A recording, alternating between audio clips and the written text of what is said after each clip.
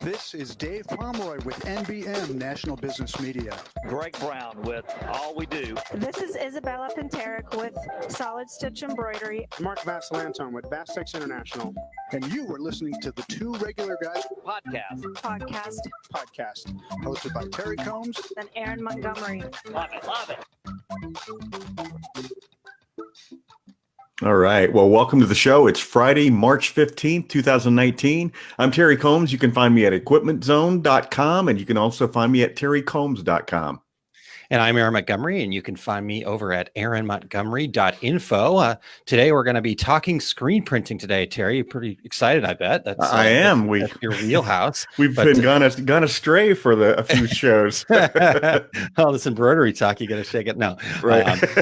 We've got a very special guest joining us. She's back again after being with us on the first. So Tiffany Rader Spitzer is going to be joining us here in just a moment and going to share all sorts of great knowledge about screen printing. And so we are really excited about today's show and getting that going. But how about a couple of news items here? Actually, a couple people checking in already. Cheryl says, good morning. Anybody going to the Atlantic City ISS show? And you and Eric will be there representing Two Regular Guys. I will Absolutely not be there, but anybody else going, go ahead and put a comment up there. All right, news, Terry, speaking, and we're going to even talk about Atlantic City more here. So news came across my desk that was kind of interesting to me. Cotton Promo, a company out of Los Angeles, has developed a newly patented process that produces high-definition images with long-lasting vibrancy on 100% cotton fabrics, including black.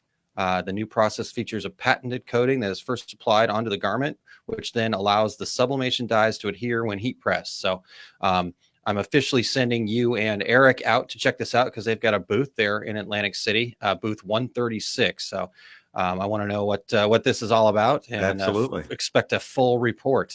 I will do just that. I'm interested as well. Hey, Aaron, speaking of Atlantic City, as a speaker there, I got a notification from ISS saying that the train that goes from Philly to the Atlantic City Convention Center is down for repair. So anybody that's flying into Philly and expecting to jump on the train to go to the convention center, you're going to have to find another way to get there. So here's our public service announcement on that. So I'm afraid a lot of people are not going to realize that. And that's a way that many people get to the show because it's pretty tough to fly into Atlantic City. Yeah. So I don't know. I need some PSA type music. You know, the more you know, kind of. Right. CBS cares. Nice. All right. Good. Well, Aaron, I'm sorry. Go ahead. I was just going to talk about the Michigan nonprofit that's called I Give a Shirt Incorporated. They've launched an apparel campaign on March 1st to combat homelessness. And they say we're doing this one shirt at a time. I Give a Shirt features a different limited edition T-shirt design every month with all the proceeds going towards a different cause. And for March, the nonprofit is taking on homelessness. So if you'd like to have some more information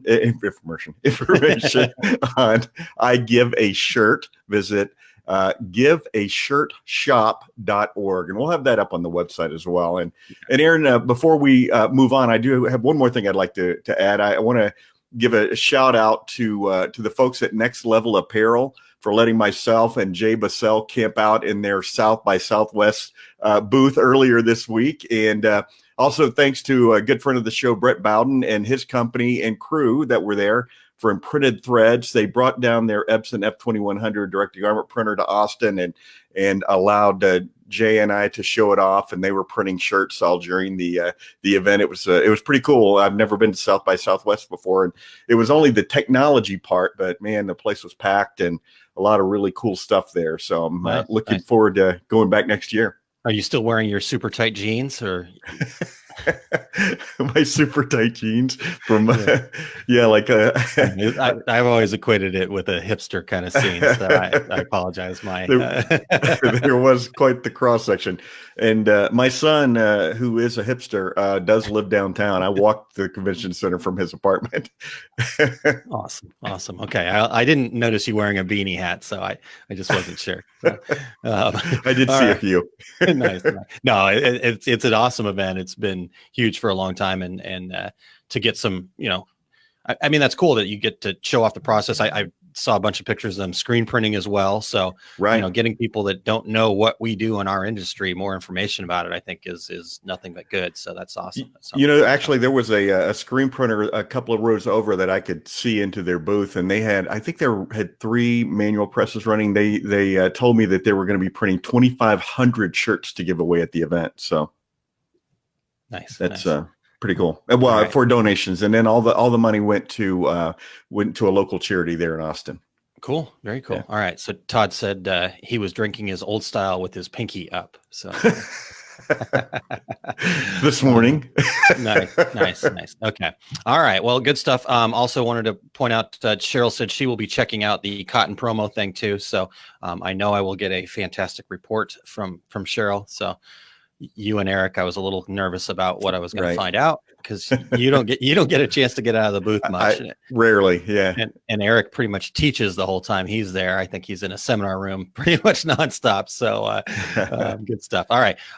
Well, 5 things, Terry. We've got one this week, and we're pretty excited. In fact, Joe is driving from St. Louis, from Ohio. So I can't remember exactly where he's at in Ohio, but he gave us 5 things for this week. And so we really appreciate Joe's time. And so make sure that you keep your eyes on the road there, Joe, while you are streaming this show live from the road. But he's driving out to Shirt Lab, which is happening tomorrow here in the St. Louis area, with Marshall Atkinson and Tom Rowan putting that on.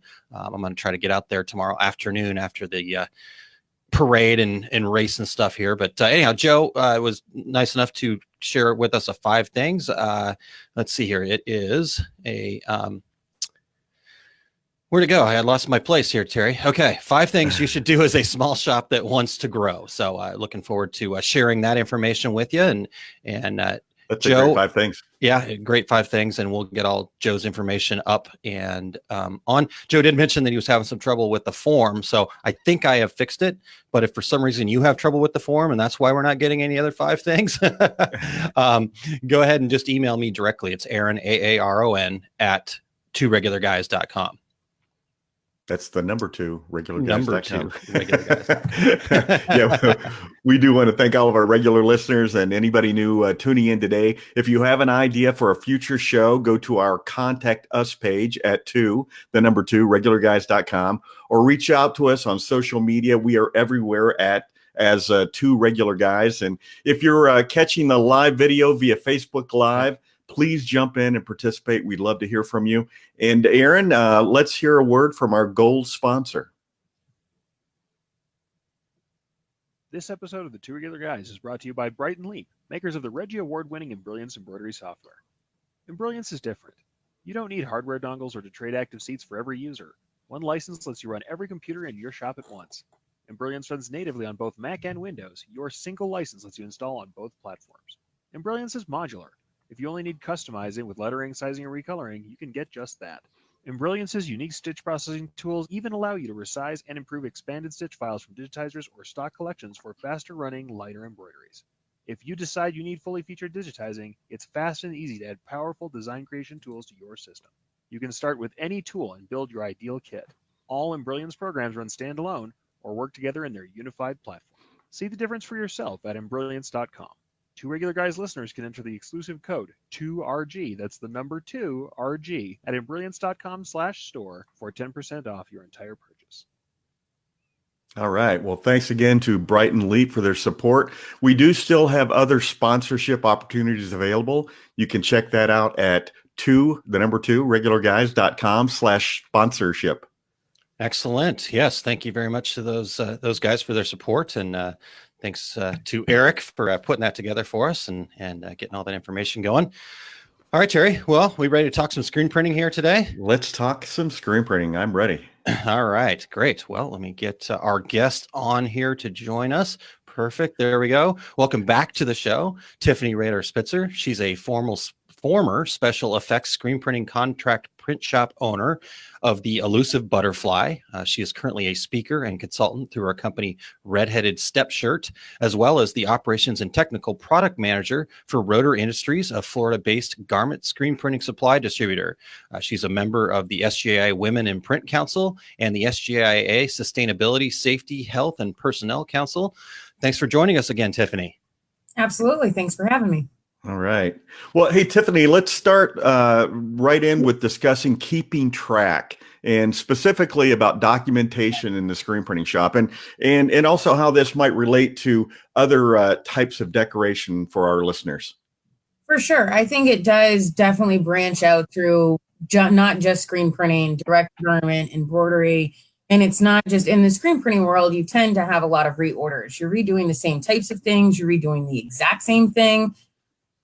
But a lot of it will cross over from job to job. So I found that going into shops, working with them, I was a big documentation person when I had my shop, writing things down.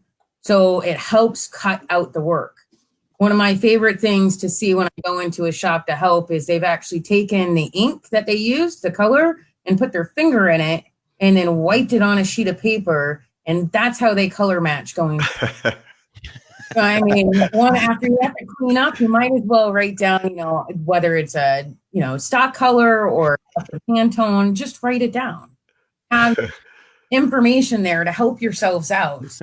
Not just on production, but color matching, ordering. Not everybody remembers everything.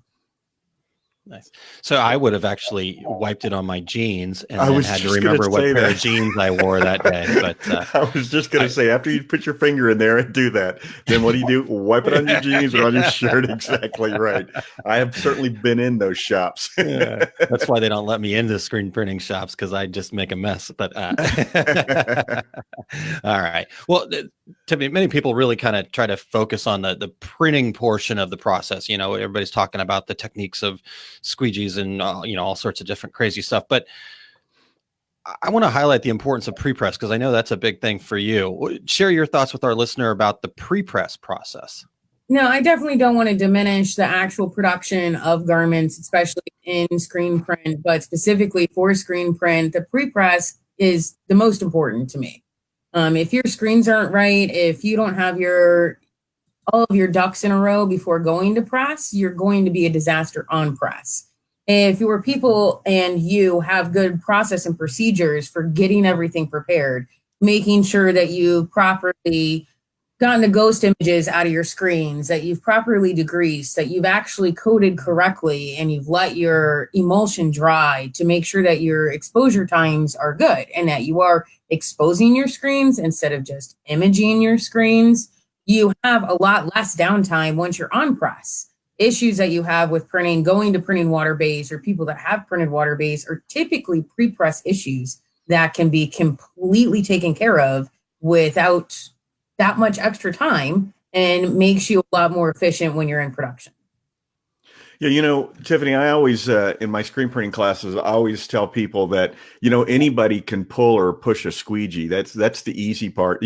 At trade shows, you could go over to Charlie Toblieb's booth and print your own shirt. All he does is put your hands on the squeegee and says push. But I also say, it's screen printing. It's all about the screen. And if you get your screens right, you're 90% there. I mean, that's the key.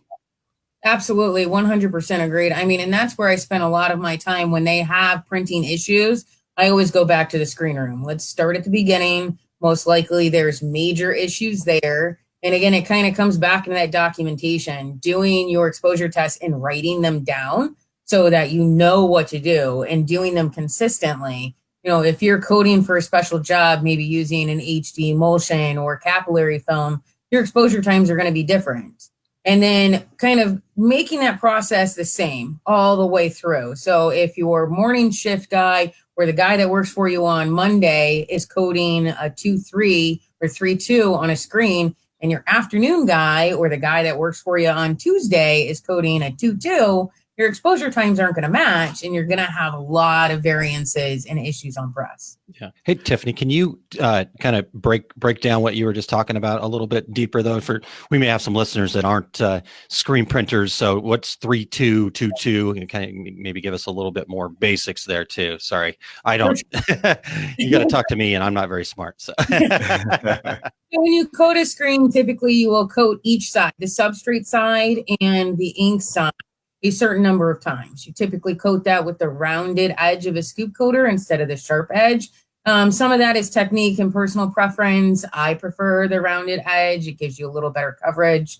But you'll coat, say, the substrate side 2 to 3 times, depending on the solids content of your emulsion, how thick your emulsion is. Yeah.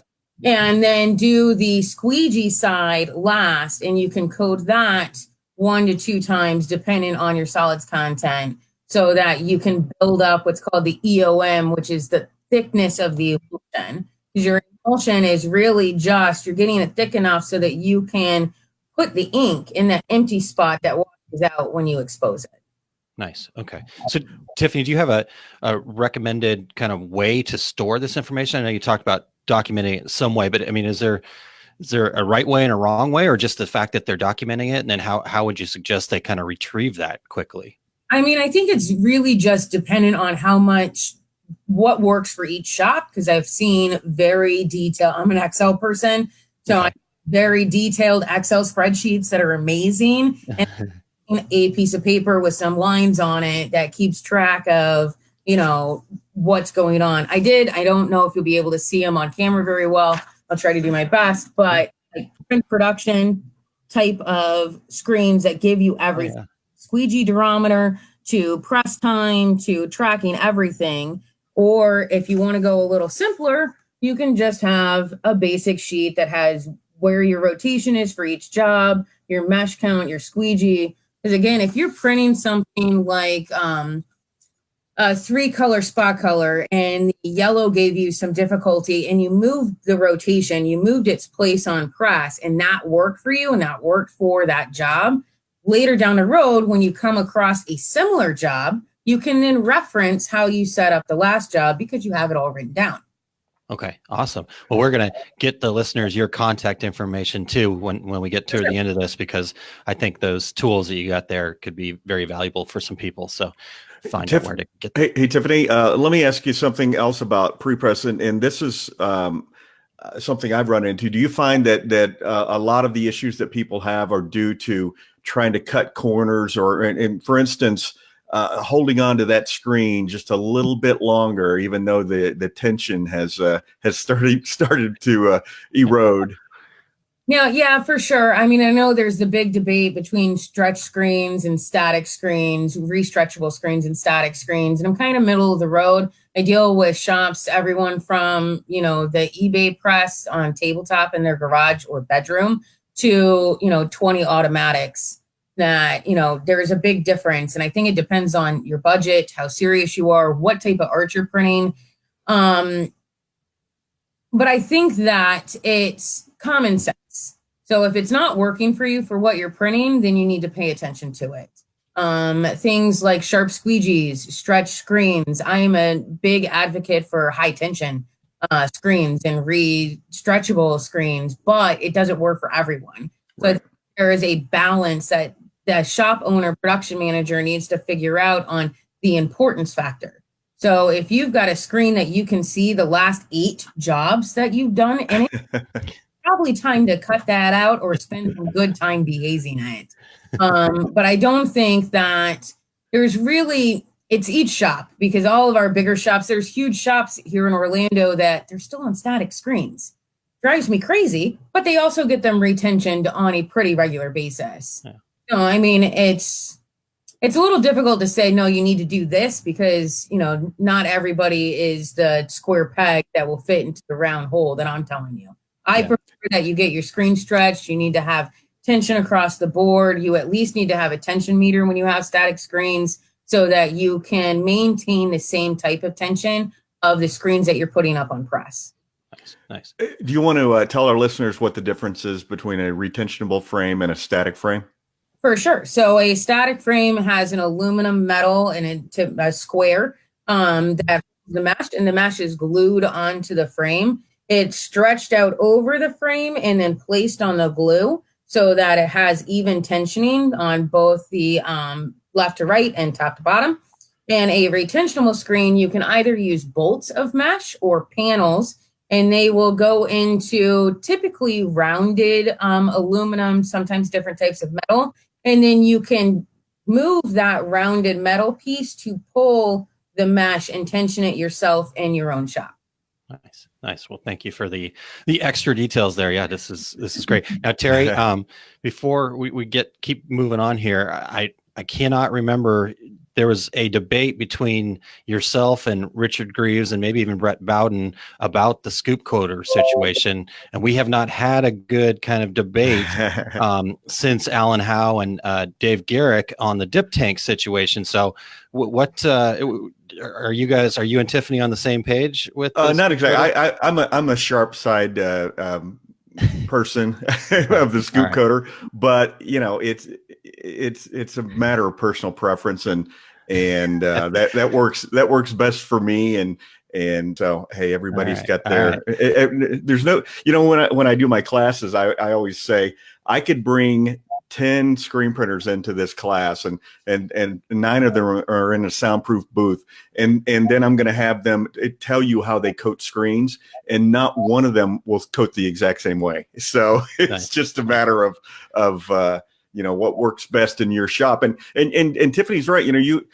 This is something that people don't do, is sometimes you have to be your own consultant. Sometimes you have to go take a look at processes and see, what's holding us up, what's tripping us up, and take a little time away from working in your business and take a step back and say, what can I do to make this better? I did a consulting job once where I could tell that the owner of the company was getting a little heated as I was going through pages of information with him. And he said, Terry, 80% of what you're telling me, we already know. And I said, I know that, but you're not doing anything about it. So you could have saved a lot of money just by fixing things you already knew you were doing wrong. All right. Well, I was just trying to get, controversy breeds viewers, all right. You guys are too nice. Couple quick listener comments here that I just wanted to share. Terry Saunders says they also need to use products designed for screen printing. Lowe's, Home Depot are not screen printing industry. And I mean that in a nice way. I think we all understand that.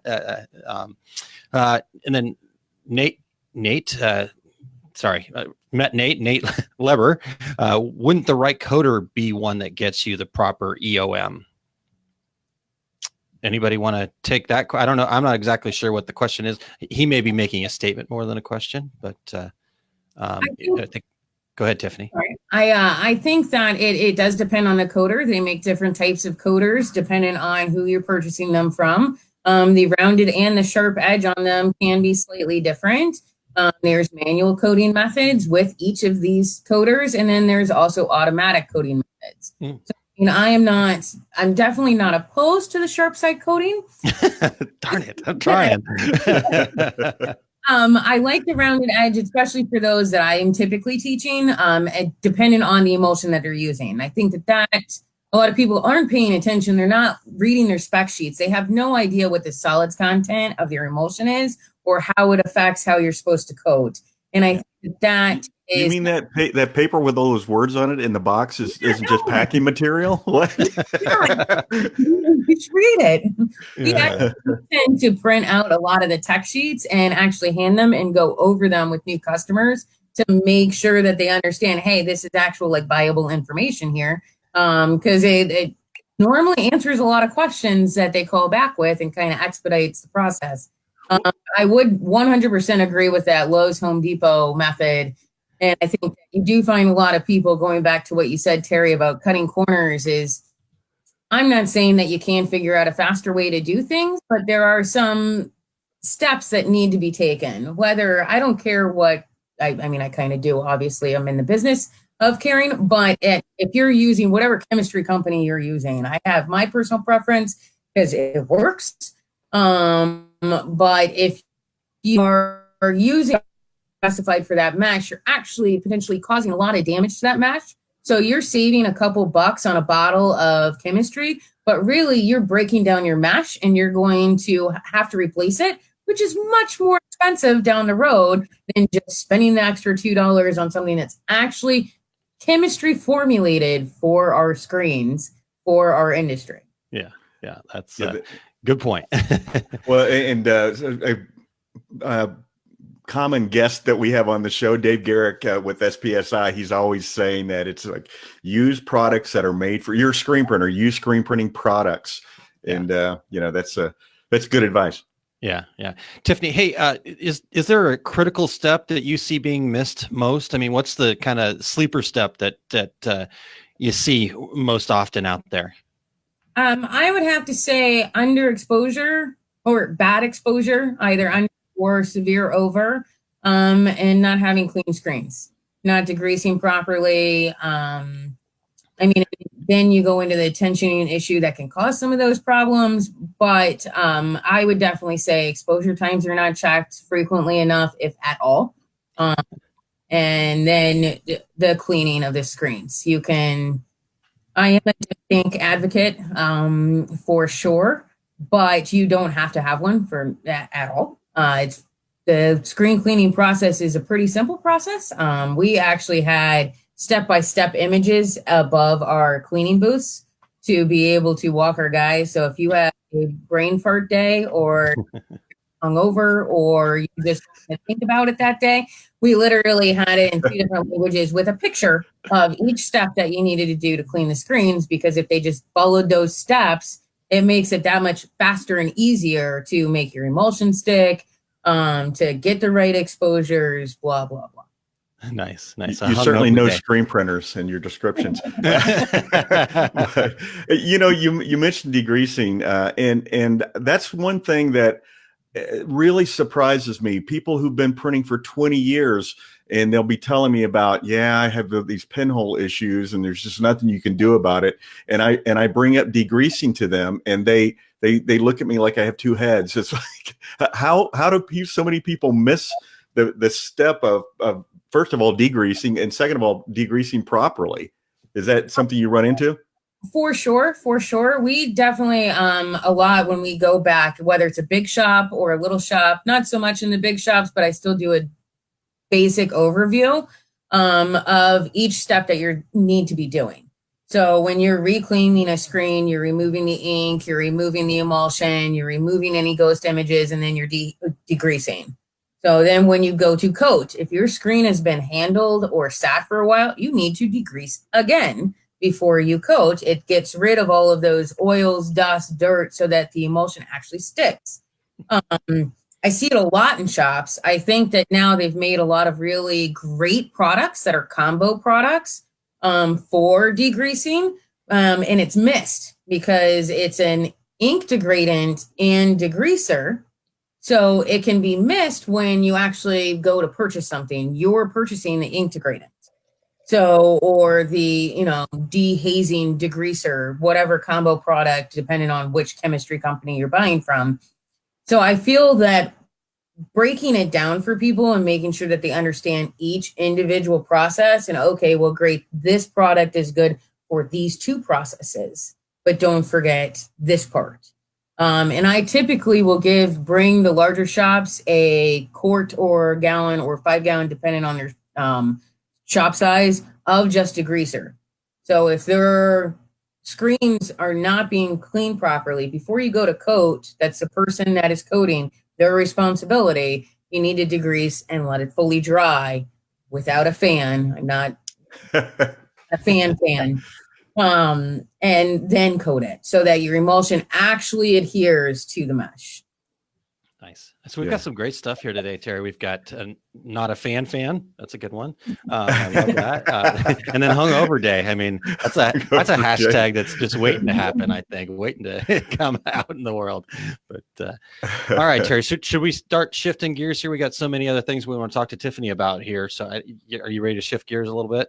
Yes, let's do it. Okay, go for it, Terry. I'll let you jump in here. Well, let's talk about employees a little bit. I mean, that's something that comes up a lot with questions from our listeners here on Two Regular Guys. Let's have a conversation about managing your staff, Tiffany. Yes, I am not super popular with my beliefs in staff. I love people mostly, but I am a big advocate of process over people. So you should have a position, and you can always judge that position based on somebody's strengths and weaknesses of all of the employees in your shop.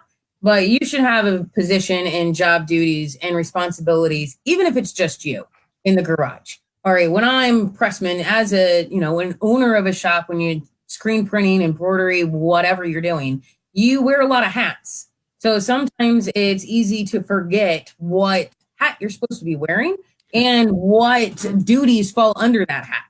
So I found that making job descriptions with duties and responsibilities kind of helps that. Whether you have 3 people that are doing, individual tasks, or you have one person that's doing these 3 jobs. But I do find that having that process over people mentality, you have to be good to your people. You have to, have a good morale. Going out and screaming at them is not the best course of action. And I do have to say, I think after owning my own business, I've become a better manager.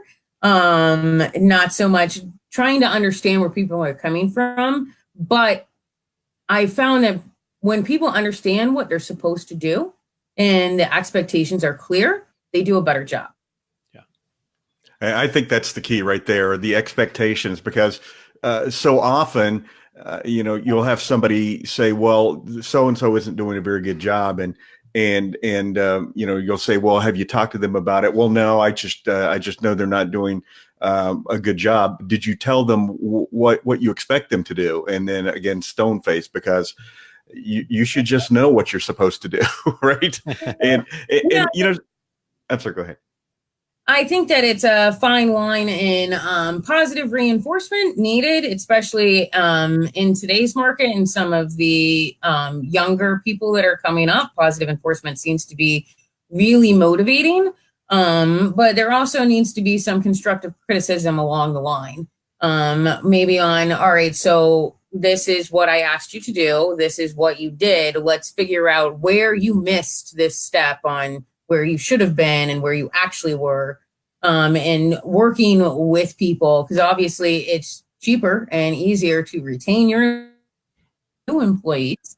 But I think that it is a fine line of, you have to be firm. You have to stand behind what you're doing. And when somebody does something wrong or is not following instruction, it does need to be pointed out. Yeah. Tiffany, you mentioned something else too when talking about processes, even when it's just you, and I think it's critically important that people, hey, I only work nights and weekends on my shop, but set up those processes so that when you do start bringing in employees, everything makes sense. And we wear a lot of hats, and maybe I'm printing a job while I'm burning screens, but you still have to have these processes set up so that you can, in fact, bring in employees and grow your business. 100% agreed. I think that makes a lot of home printers as they grow, because sometimes the growth comes in droves.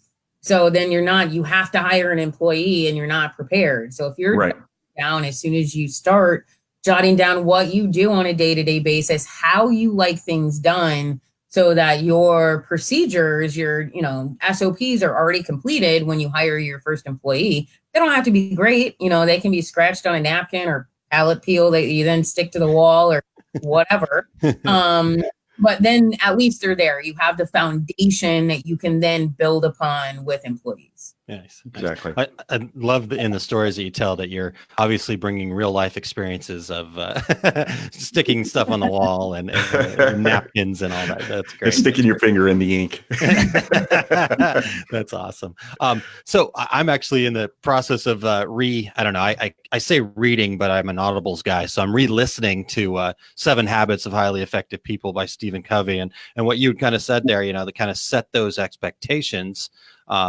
And I think it is important that that's done, but then you also have to hold them accountable. So you set the expectation, you have them come back, and you have that review. People Terry says this all the time, people inherently want to do a good job. They just have to feel like they're valued, and also have to understand what the job is specifically. So I think that's a really good point that you made there, Tiffany. All right. Well, let's keep going on. We talked about processes and getting your standard operating procedures. Obviously, we're all about education. We know you're all about education and kind of spreading the word. Tell us about kind of some of the outreach kind of things that you're involved in right now in the education world, young printers, some of the things that you're doing there. Yes, it's very exciting for me. We're working with a local technical college and bringing screen printing specifically into their curriculum. Working with getting them some equipment and writing up curriculum for them. This particular school, and they'll announce, I can't announce for them, but they'll announce it pretty soon and we can talk about it again. But they already do sublimation, they do direct garment, they do vinyl, they do all of this stuff. And I found it really interesting because I've been working with quite a few of the technical schools in our area. They don't have screen printing. Like back in the day, manual press, anything. They don't have screen printing. Now it's all digital. So now some of these doctors that are the teachers and instructors there are interested in doing actual screen printing. And it's been very exciting for me to go back to basics, because it's great teaching from the ground level and making all of those habits good from right off the bat and having that taught. But also we have a ton of screen printers in our area. Having them taught from a technical school, I think, is a great foundation for some of the owners that are around here. Their people will already have the basics understood. Yeah. Also, there's quite a few around here that are very interested. They're taking classes all the time and are interested in being certified as a screen printer. Nice. Wow. That's a really cool program. I mean, that is a common thing. And we hear all the time is that, there's just not enough good employees out there. And I always turn that question back around to the printers and the people involved in the industry. Well, what are you doing to make those good employees? What have you done? So kudos to you to get involved with that and be part of that. So yeah, definitely let us know when that is up and running, and we want to make that announcement here on the Two Regular Guys. That sounds awesome. Yeah. Thanks. Well, hey, let's stay on education and talk a little bit about industry and business education opportunities. And I know you have some feelings about trade shows and events like that too. So let's talk about that a little bit. For sure. When I first started, the first thing I did was I went to the local SBA office, Small Business Administration office, and I took every class that they had. Bookkeeping, so I understood, sales tax, business plan writing. I'm a huge advocate, again, writing down plans.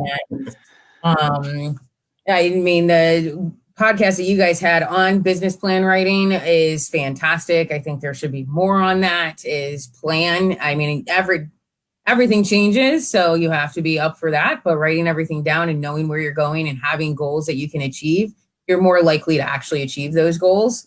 But also going to trade shows. I mean, I know that some of the customers I talk to don't like going to trade shows because they feel like they're just going to be sold to, but you have to have a different perspective. You're going to learn and see new things. Whether or not you're taking classes, which I took, again, I think every single class I could on screen printing when I started. All, Dane's art classes, Charlie and Lon's printing classes, Greg Kidson's business classes, and then literally bug the crap out of them for months with questions. But I think that there's so many of us that aren't really looking at trade shows for what they are. Yes, they're vendors trying to sell stuff, but it's also the newest and the greatest product. And people that are in the industry that are willing to talk to you and excited to talk to you and share their knowledge. And if you have questions, they're answered. Go mingle, network, take classes. You'll learn a lot. Even if you only walk away with one new thing or better understanding on that topic or subtopic, totally worth it. Yeah, I mean, I think it's interesting when people say, I don't want to go to a trade show because I'm going to get sold to. I mean, I think we would say in our industry here, and just from the people I know, the good companies out there understand that it's about the education. It's about helping people be successful.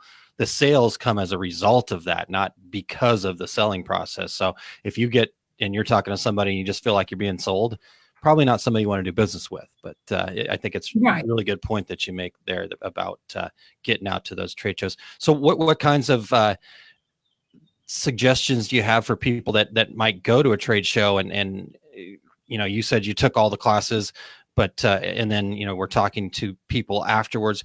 What kind of a plan would you go into a trade show event with? I mean, really look at, they have all these fantastic websites. Pretty much every show in our industry has a pretty decent website that lists all of the information there for you. So if you only have a limited time at a show, which a lot of the smaller shops will only have a limited time, when you leave your shop is shut down. So go through your exhibitor list, hit the ones that you definitely want to talk to, and have some backups. Every time you go to a show, you should be talking to all of the vendors whose product that you use so that you know if there's anything up and coming, and also pick at least a handful of ones to go to that you've never talked to before. Doesn't have to necessarily be a competitor, but also to keep on the cutting edge of what's coming. So, I mean, obviously I don't embroider or rhinestone or anything like that, but I'm always trying to hit at least a sublimation booth, a rhinestone booth, an embroidery booth, because we do deal with a lot of mixed media and working with other vendors and putting the same thing on, two different things on one garment. So having an understanding of that is only going to better your business and make you more marketable because you're on the cutting edge. On the education side, I think it's really important to read through all of those descriptions. Definitely go with who you like, but also read through and try and hit up a speaker that you've never heard of before on a topic that maybe only kind of interests you. Because even if it's a marketing one and you're great on social media, they might have some tips and tricks that'll make your life a little easier. And that's definitely worth the cost of the educational seminars that you charge. And they're honestly, I mean, they're not expensive. Yeah. Right. I want to also warn people who haven't been to a trade show before. You're probably going to be very wide-eyed the first time you go. I talk to a lot of new folks, and they'll be like, "Man, I'm just overwhelmed. I came to look at a manual screen printing press. I didn't know all the rest of this existed." So allow for that if you haven't been to a trade show before. And it's interesting. I always ask at every one of my seminars. I always say, show of hands, who's attending their very first trade show? And I'll have from either 50% to 75% of the people in those seminars that are brand new to the industry, which is awesome for the industry that people are doing that. And I also, you mentioned about learning one thing. That's been my philosophy right from the start. I started going to the ISS shows 40 years ago. And I did exactly what you did. I would go to every single seminar. And I figured if I've learned one thing that made me or my business better, it was worth that hour and 20 minutes that I spent. 100% agree. 100%. I think that we as a collective are not picking up as much as we can from trade shows. They're all over the place. I mean, you really don't even have to spend that much on travel and hotels now, because if you wait during the course of the year, there will be one in your region, most likely. Yeah. Whether it's going to be the biggest show, probably not, but at least it's something. And I think true for screen print and embroidery and pretty much anything graphics related. In the industry is just keep an eye out, keep an ear to the ground, Sure. Your vendors' websites, your distributors' websites, most of them announce the shows that they're going to. And for our industry, anybody out there who's looking for a trade show, a couple of places to go. ISS Shows, there's 3 S's in the middle, issshows.com, the nbmshow.com, and then DAX, DAX show.com. one of those shows is near you, unless you're in Maine. Yeah. All right. So you mentioned, Tiffany, you talked earlier about, taking all these classes, but then, kind of the follow-up conversations that you had with folks. So maybe give our listeners kind of some thoughts on that networking opportunity that happens at these trade shows too. For sure. Most of the shows have some sort of like meet and mingle or a little hour at the in a booth, or one of the vendors puts it on, or one of the exhibitors puts it on, and go. Most of the time they have free beer, and Yes. and you can also kind of chat with whoever's in line with you, or anybody that is at the show that's running the show. They'd be more than happy to spend time and make introductions. I mean, I still honestly have some of my class material from when I first started, because it was good points, actually. And Terry, I think one of them is yours. Yes, oh, really? But I mean, keep the stuff. And then if you're taking a class from someone, 99% of the time, they're going to put their contact information up on the screen. They're going to say, if you have any questions, contact me. I mean, you do have to have an understanding they're either running a consulting business or they work for a company. So it might not, after a certain while, be for free, but a lot of the times your first few questions, you're going to get answered, you're going to get the information, or you'll at least be pointed in the right direction. Yeah. Well, you know what? Here's something for people to keep in mind that think they might be bugging you. That screen printers love to talk about screen printing, and embroiderers love to talk about embroidery, and sublimators love to talk about sublimation. So at those events, in fact, that's where this show came from. 7 years ago, Aaron and I sitting in hotel lobby bars chatting with decorators and other vendors and folks like that about the industry, and that's when Aaron said, this would make a great podcast. Sometimes talking with the two regular guys after a show can be a little dangerous, though. So bring your drinking shoes. But no, just kidding. All right, well, good stuff, Tiffany. Thank you so much for your time today. Can you tell people where they can find you and follow up with any questions they might have?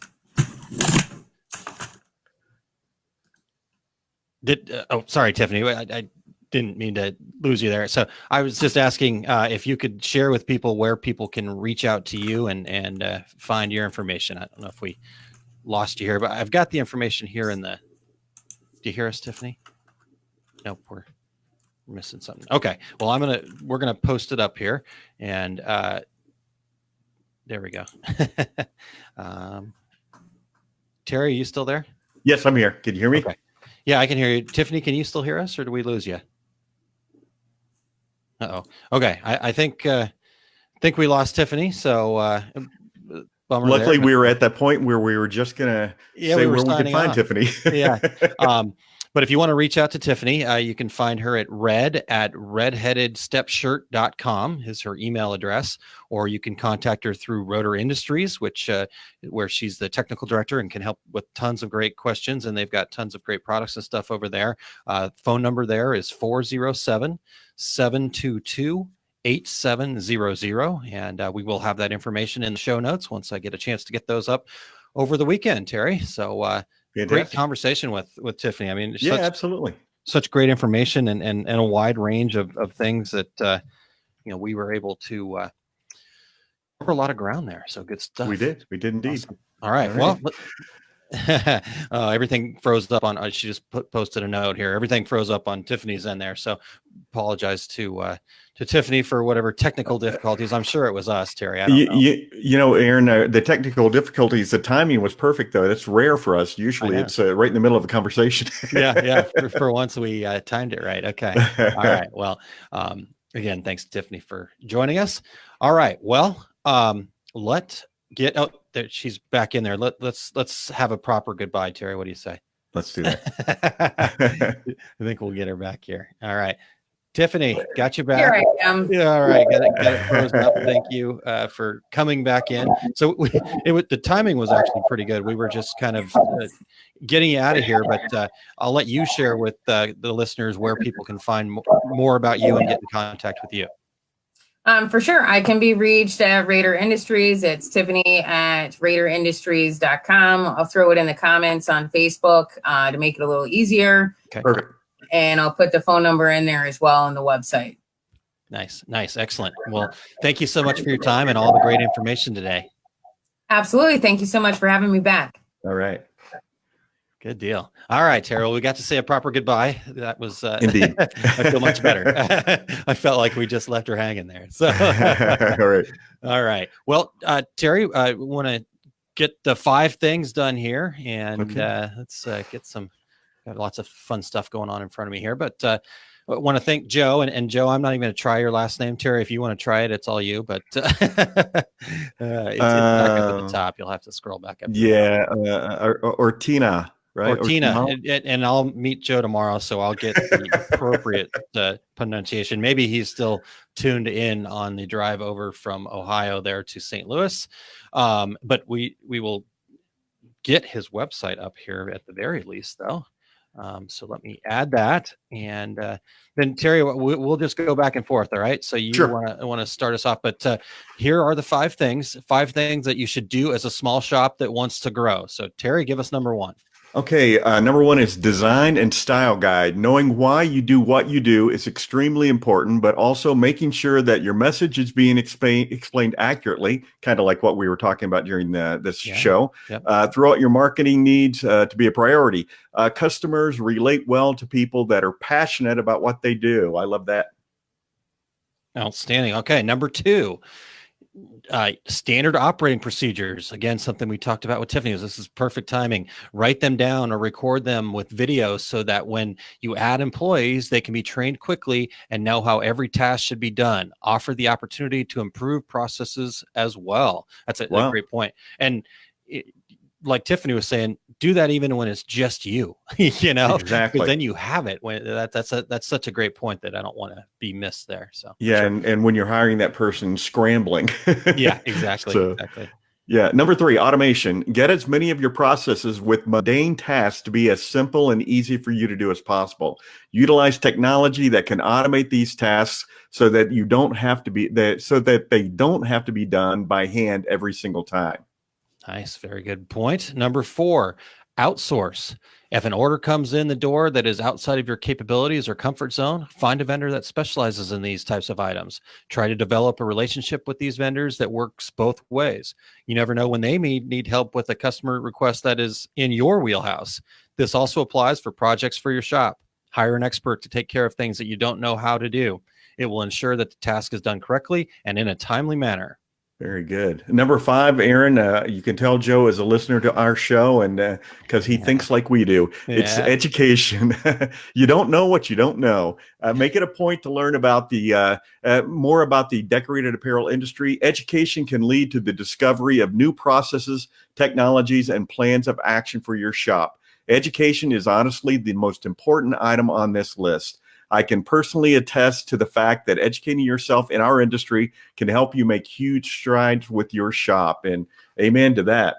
Yeah, good stuff. Joe, outstanding. And Joe, like said, is all about education. He's driving to St. Louis for a great event that's going on here, the Shirt Lab Pro. So I'm looking forward to meeting him. Joe is also a volleyball player, Terry. So I did not know that. Yeah.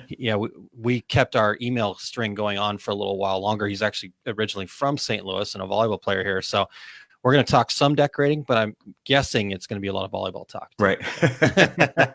Knowing me. So, all right, Terry, well, let's wrap it up here and get on out the door. A couple events coming up for me here. I've got my small business Saturdays that I do. Tiffany said she wished there was more on business planning. Well, I have a ton of stuff in the small business Saturdays too. As some of you know, that's kind of my flag too. So Tiffany and I can carry that flag together of planning, and working on your business. So tomorrow, though, I'm going to be talking about, we've talked about subscription boxes with Oklahoma Shirt Company and some other things like that, Terry. So tomorrow I'm going to talk about how to actually set something like that up, some nuts and bolts and software and some different things like that. So that's what I'm talking about tomorrow over at facebook.com/aaronmontgomery.info. And then I've got 2 seminars coming up, April 5th at the Dax, Minnesota show. Developing a business plan is the first one that I teach. That's 12:30 p.m. And then head to head with Terry at 2:20 p.m. So I'm teaching a class at Dax, Minnesota. Being customer centric equals more profits. It just happens to be at the same time of one of Terry's seminars, so it's not a popularity contest, but we will be counting. Exactly. Let's see here. Let me share Eric's real quick, Terry, and then we'll get to what you've got coming up if that works for you. Sure. Okay. So Eric's got some stuff happening in Atlantic City here coming up pretty quick. March 21st, Thursday at ISS Atlantic City. He's teaching the scientific stitcher measurement and testing. A couple days later, March 23rd at ISS Atlantic City, he'll be teaching embroidery pricing models explained. And then he will be out at Dax with us as well. So Friday, he's got digitizing differences, foam gradients, and performance wear. And then on Saturday, he will be back teaching patch making for fun and profit at Dax, Minnesota. What about you, Terry? What do you have coming up? Well, I've got some complete screen printing business courses coming up. In fact, I'm leaving this afternoon for Nashville. Nice. So this weekend I'll be with Atlas Screen Supply there, and that class is sold out as most of the classes with Atlas are. I'll be back in Phoenix with Workhorse Products on April 27th and 28th. And back to Chicago with Atlas Screen Supply on June 22nd and 23rd. I'll be doing full-day direct-to-garment classes coming up March 20th in Atlantic City, the day before the show opens. March 27th in Irving, Texas at the NBM show, the day before the show opens. Aaron, I'll also be doing my ISS seminar on direct-to-garment printing March 22nd at 4:30 in Atlantic City. And 2 seminars at the Dax Show on Friday, April 5th in Minnesota. And all of my upcoming 2019 events you can find at terrycombs.com under tour dates. Yes. Eric is posting in there as 2 regular guys. Terry is everywhere. He is. I'm going to be home for 1 day when I come home from Nashville before I leave for the show in Atlantic City. So Atlantic City, yeah, he doesn't even know where he's going anymore. I know, really, I had to stop and think about it. And I got home Tuesday from South by Southwest. So nice. Wow. All right. Well, speaking of trade shows, we talked about some of the trade shows, and so let's quickly share with those with some upcoming trade shows, so you can know what's coming up. We have talked about the ISETS Atlantic City show, but that's March 21st through the 23rd. We mentioned the NBM shows. NBM has their Irving, Texas show, and that is March 28th through the 30th. We've talked about Dax, Minnesota, which is happening the 5th and 6th, just outside of Minneapolis at Treasure Island Casino. A lot of fun, great place to get to and have some fun too. And then the ISA Sign Expo is happening April 24th through the 26th down in Orlando down there. So great time to get down to Orlando. Dax Chicago happening May 3rd through the 4th. NBM Milwaukee, May 17th through the 18th. The ISS Houston show is happening June 6th through the 8th. The ASI Chicago is July 10th through the 11th. And the NBM Meadowlands show is July 25th through the 26th. So good stuff there. Terry, Jim had mentioned that we need a screen printing class in New England. So I know a guy that teaches screen printing classes. We just got to get you up there. I agree. Just need to have a location to do it. All right. We'll have that. Let's make that happen. Why not? Let's do it. All right. Well, Terry, we have come to close another show. We want to thank Tiffany Rader Spitzer very much for her time and continued great information. It was lots of good stuff, lots of notes being taken. I hope your notepad's full, Terry. It is my junior legal yellow legal pad. Yeah. So she's somebody you definitely want to know. So make sure you get in contact with Tiffany. Right. And we also like to thank our show producer, Eric Campbell, for all of his help. You can find him at ericcampbell.com. And thanks to our sponsor, Embrilliance, and their family of products. So next week, Terry, we're going to welcome Chris from ErgoSoft to talk RIP software. Finally, we've been challenged to get a RIP company on. For some reason, we keep getting blown off. So ErgoSoft has stepped up to the plate, and looking forward to talking to Chris. Now, because of all the traveling going on, you're going to Atlantic City. Eric's going to Atlantic City. I am actually, for the first time in like 5 years, going back to my Vegas trip that I used to do all the time. And I wasn't going to do it, but my brother really wanted me to go, so he actually bought me a ticket, so I couldn't say no. Anyhow, so I'm going to be in Vegas. So we're trying to kind of get the schedule worked out. It may not actually happen on Friday next week. It actually may happen on Monday. So just stay tuned. It could be a quick turnaround here for the two regular guys. We'll find out, but we're working on that. But that's going to happen next week. Exactly. So until then, I'm Terry Combs. He's Aaron Montgomery. And we are the two regular guys. Thank you for listening to Two Regular Guys. Check out our website at tworegularguys.com. That's the number 2, regularguys.com.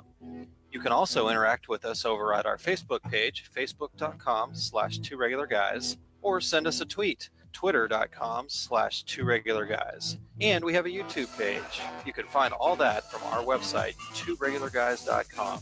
Thanks for tuning in, and we look forward to spending some time with you again next week.